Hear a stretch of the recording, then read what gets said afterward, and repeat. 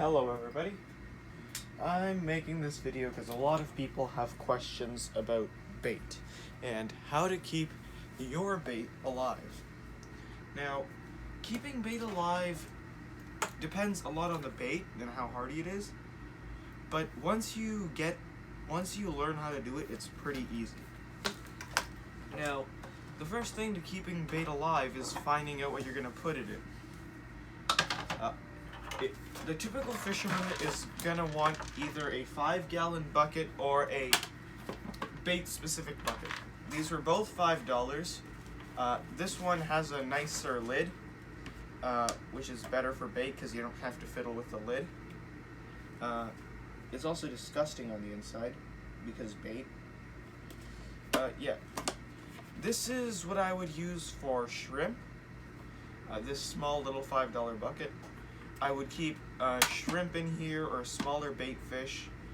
If I'm going on a long walk, then I'd also bring this because it's a little lighter than this.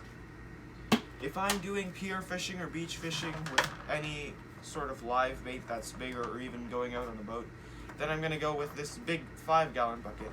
I'm going to fill it up about 3/4 or half of the way. You don't want to ever fill the buckets to the max or else it's going to splash everywhere. Half of the way is perfectly fine, it's not going to have any problems. This bucket has built-in rod holders, which I made. You can also sit on a big 5-gallon bucket, which is an advantage, and this is good for live squid, mackerel, some medium-sized bait fish. And if you're a kind of fisherman who likes to go on vacations, they sell these collapsible buckets, and once you fill them with water, they kind of hold their shape. They're pretty good. I've had this one, I think it cost me $4. It never leaked. You can also put your fish in here. It's a nice thing to have if you like to go on vacations. The lid for the bucket. The final option is, let's get this out of here, using a mini cooler or a regular cooler. Now, if you're going to use a big cooler for bait, like one of the bigger coolers for bait, then like a Yeti, what's the 400, I believe? I don't know, I don't buy Yeti. It's overpriced for what you get.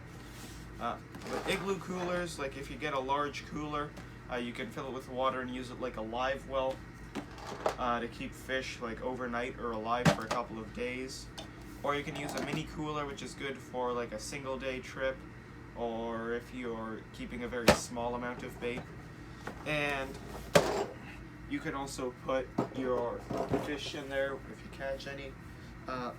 If you like keeping worms alive or leeches because you're a walleye fisherman, a refrigerator or a mini fridge is going to be basically your only option.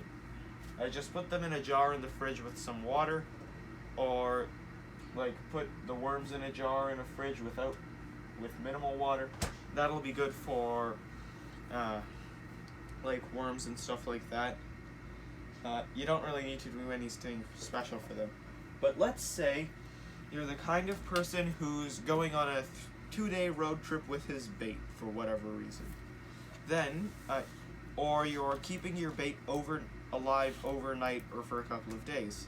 Then you might want to get something like an air pump or an air stone. Ideally you want an air stone, but what you can do is you can plug this into your car's adapter. It's got one of those on it. You plug this in, you just put it in the bucket for a couple of minutes, turn it on, and it'll increase the amount of oxygen in the bucket. And one thing you never want to do is feed your bait. That's always a bad idea because then they're going to shit everywhere and then you have an even bigger problem to deal with. Now you're going to have to change out the water. So don't feed the fish unless you're... Actually, no, you should never have to feed your bait. And just bring one of these like inflators with you, or a proper air stone which you can keep plugged in all the time. And basically you want it for any one of these. Or alternatively, you can get a stick or something and just shake the water, or stick your hand in there and shake it around to create bubbles. That'll help give them some more oxygen. And if you're And if you're a pike fisherman who likes to keep live bait over the winter, you're just gonna want like one of those big tubs from Home Depot or something to keep your bait alive. And just put in an air stone and leave them in a garage where it's cold. Now for catching bait, keeping the bait alive is the easier part, I would say.